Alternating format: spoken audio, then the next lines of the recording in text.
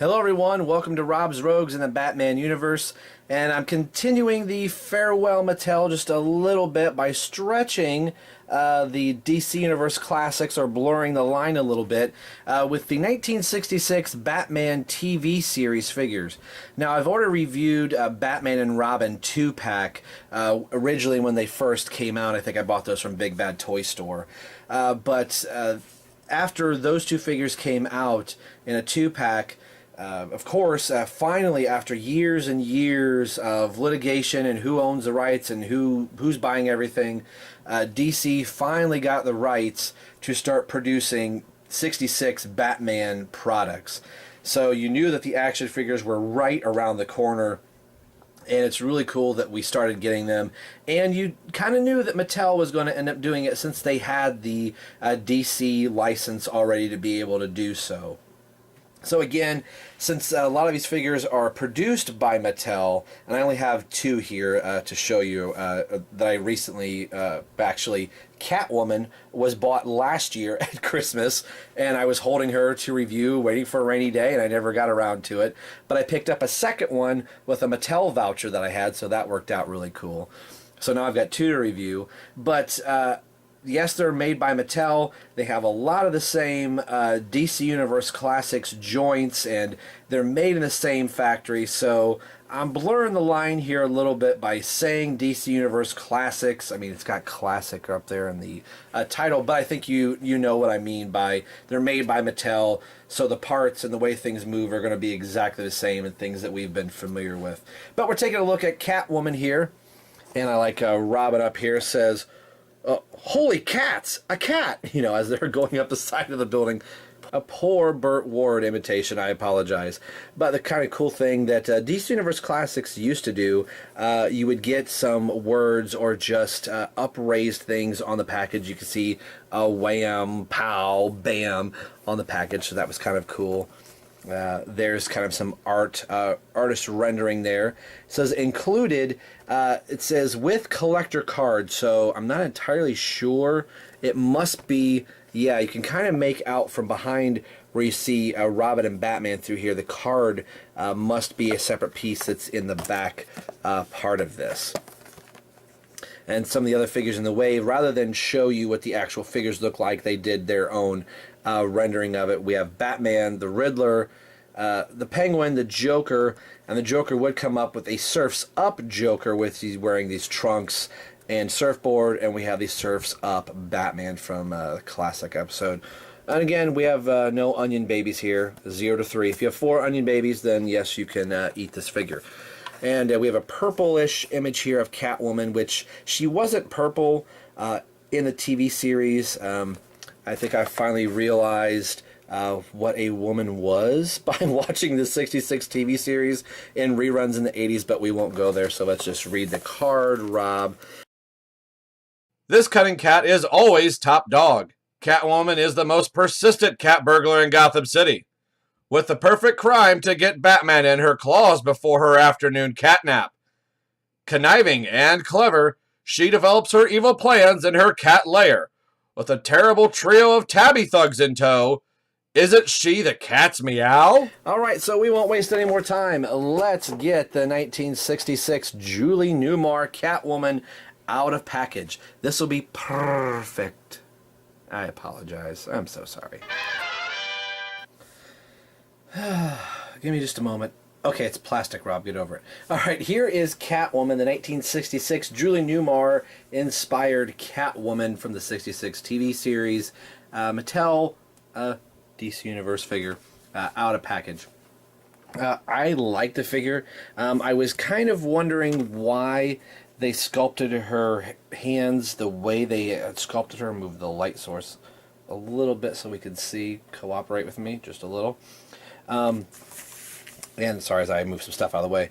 I think that was due to be able to get her in some type of a seductive type of a pose. I think that's twice now reviewing a Catwoman action figure I've used the word seductive, but it it kind of works. Give her head the little tilt, and it's articulated very well for the figures that they are. Doesn't have all of the DC Universe Classics articulation, but does have some of the hallmarks with the T-jointed hips. There's no ab crunch here on Catwoman, and Batman and Robin did have that, but Catwoman did not. And a lot of times in the DC Universe Classics line, the female figures did not have an ab crunch. But it's done very nice, and you could tell that it's supposed to be a tight-fitting bodysuit. Her arms are very, very thin arms. I mean, she's proportioned well for being a female figure, but this reminds me of some of the DC Universe Classics women figures that you kind of moved them and you thought, oh, just the right amount of pressure is going to snap these arms, the spindly little arms and legs right off. So if you have this figure or are thinking about getting this figure, be very, very careful with her. I was very cautious as I got her out of package. The hair is another, excuse me.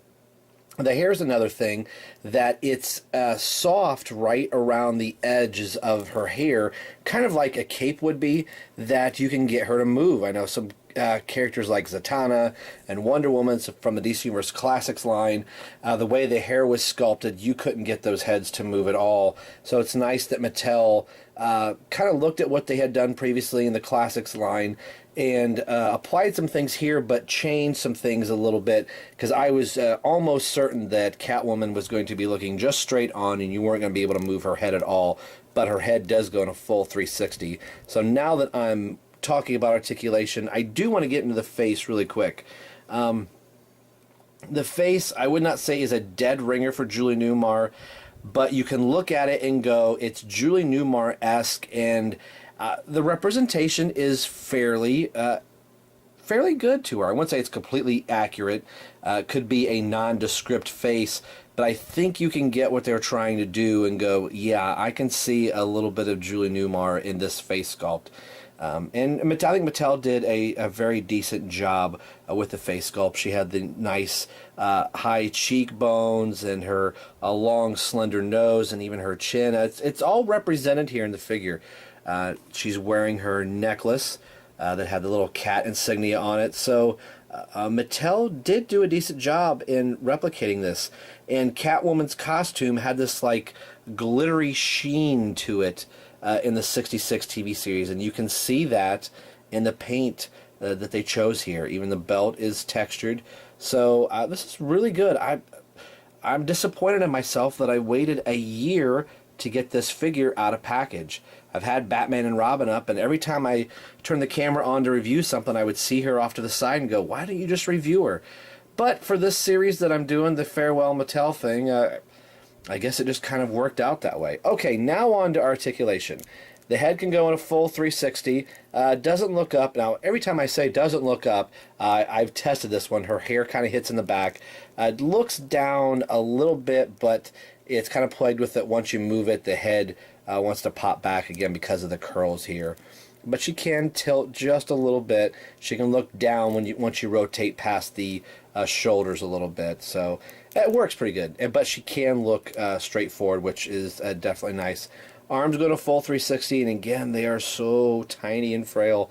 Her arms do go up pretty far. I don't want to move them too much. She can go up past 90, which is really nice. Does turn at the bicep. Single bend at the elbow, and there is a wrist rotation. I didn't think there was, so I'm kind of glad for that. She does have these weird hands, though. They're nice for, I mean, you can kind of get like she's blowing a kiss to Batman, you know. Sorry, that sounded really bad. But you know, for holding things, or like if she's going to jail, she really can't put her arms together very well. She could be holding something, but putting her hands down to the side looks a little funny, but bending her elbows and getting her to her hips, I think works rather well. Does turn just below the bust line. So rather than turn here, she turns up at the chest. Kind of a weird choice, but alright, I'll go with it. Has the T-jointed legs. My left leg here is a little stiff.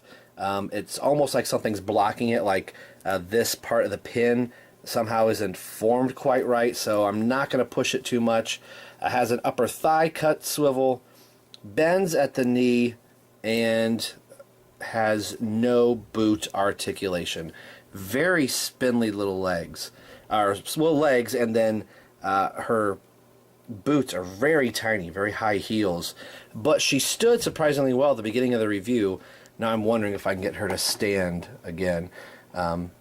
She seems to be balanced pretty well, and I'm kind of too far away from the back of the camera, having to scoot back, but she can stand. She does come with a display stand that says crack on it, so you could put it in the one peg hole, so don't have to worry about her toppling over. And then the back part of the card, where you can see, where Batman and Robin were climbing, has the insert here. So it's double-sided, so you could have Catwoman and Batman here, kind of recreating a scene from the TV show. Or if you had all of the villains, you could have a nice backdrop of the Batcave, which I think, this just sits right here in the back, which I think that's kind of what I would use. I don't know necessarily if I'm going to have her on her stand or not, but I think it kind of works here. So what I'd like to do right now is bring up Batman and Robin and see how Catwoman looks with the dynamic. Get your hands off him, Catwoman! That's my worst Adam West impression ever. Catwoman, obviously, they're all made in the same line. Batman's cape looks a little funny. I think I mentioned that way back in his review. With the rods that they have back in here, so you can kind of recreate the wind-blown look, or the capes being nice and stiff and straight. No Catwoman joke puns there. But as they're climbing up the side of the building, Robin's doesn't look as bad, but these points on Batman's cape look a little funny. With a little finagling, you can make them look a little bit better. But Catwoman looks great. She's taller than Robin, and Batman is just a little bit taller than Catwoman, as he should be. Final thoughts on this figure. I think they're great. It's really cool to have the 1966 Batman kind of back out in the public eye. For a long time, the 66 Batman was kind of like a dirty word, like, oh, that's corny, that's cheesy. And it was right at the mark of a popularity of Batman that was it was like Beatlemania. I'm enjoying watching the DVDs and Blu-rays that I got for Christmas.